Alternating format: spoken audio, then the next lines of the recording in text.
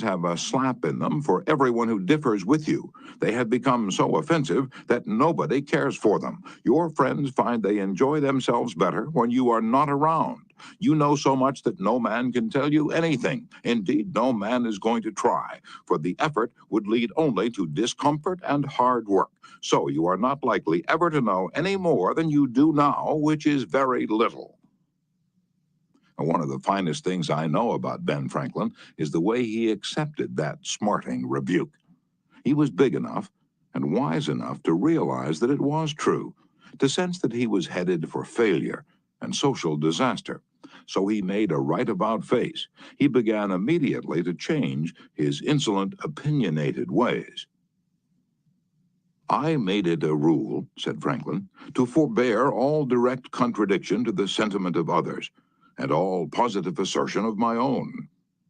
I even forbade myself the use of every word or expression in the language that imported a fixed opinion, such as certainly, undoubtedly, etc., and I adopted instead of them, I conceive, I apprehend, or I imagine a thing to be so, or it so appears to me at present. When another asserted something that I thought an error, I denied myself the pleasure of contradicting him abruptly and of showing immediately some absurdity in his proposition.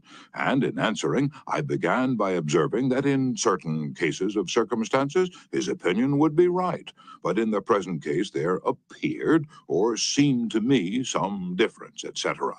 I soon found the advantage of this change in my manner. The conversations I engaged in went on more pleasantly.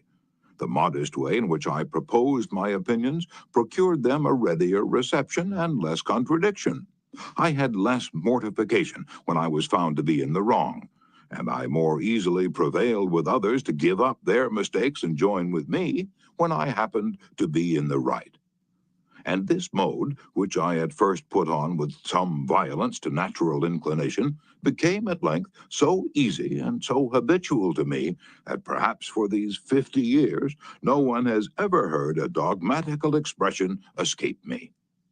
And to this habit, after my character of integrity, I think it principally owing that I had earned so much weight with my fellow citizens when I proposed new institutions or alterations in the old, and so much influence in public councils when I became a member. For I was but a bad speaker, never eloquent, subject to much hesitation in my choice of words, hardly correct in language, and yet I generally carried my points. How do Ben Franklin's methods work in business? Let's take two examples. Catherine A. Allred of Kings Mountain, North Carolina, is an industrial engineering supervisor for a yarn processing plant. She told one of our classes how she handled a sensitive problem before and after taking our training. Part of my responsibility, she reported, deals with setting up and maintaining incentive systems and standards for our operators so they can make more money by producing more yarn. The system we were using had worked fine when we had only 2 or 3 different types of yarn, but recently we had expanded our inventory and capabilities to enable us to run more than 12 different varieties. The present system was no longer adequate to pay the operators fairly for the work being performed and give them an incentive to increase production.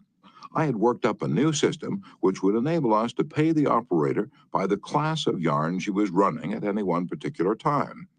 With my new system in hand, I entered the meeting, determined to prove to the management that my system was the right approach. I told them in detail how they were wrong and showed where they were being unfair and how I had all the answers they needed. To say the least, I failed miserably. I had become so busy defending my position on the new system that I had left them no opening to graciously admit their problems on the old one. The issue was dead.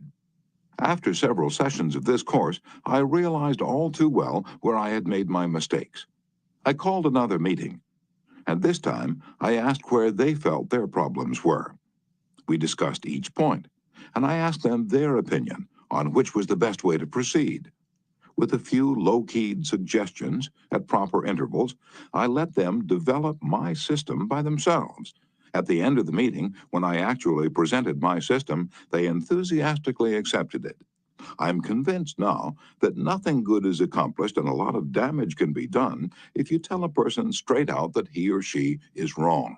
You only succeed in stripping that person of self-dignity and making yourself an unwelcome part of any discussion. Let's take another example. And remember, these cases I'm citing are typical of the experiences of thousands of other people. R.V. Crowley was a salesman for a lumber company in New York. Crowley admitted that he had been telling hard-boiled lumber inspectors for years that they were wrong. And he'd won the arguments, too, but it hadn't done any good. For these lumber inspectors, said Mr. Crowley, are like baseball umpires. Once they make a decision, they never change it. Mr. Crowley saw that his firm was losing thousands of dollars through the arguments he won. So while taking my course, he resolved to change tactics and abandon arguments. And with what results? Here's the story as he told it to fellow members of his class. One morning, the phone rang in my office. A hot and bothered person at the other end proceeded to inform me that a car of lumber we had shipped into his plant was entirely unsatisfactory.